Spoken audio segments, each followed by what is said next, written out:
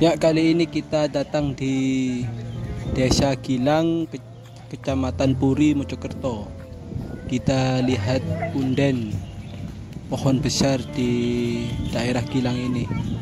Pohon ini rupanya tergolong fikus. Ada juga semacam batu-batu andesit yang tidak berukir. Diperkirakan ini pohonnya berumur ratusan tahun, besar banget teman.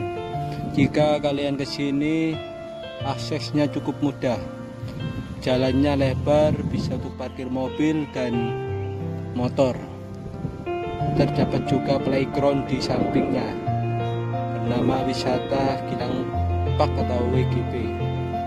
Monggo jika kalian kesini, cocok untuk healing sekaligus nguri-nguri sejarah Desa Gilang Puri.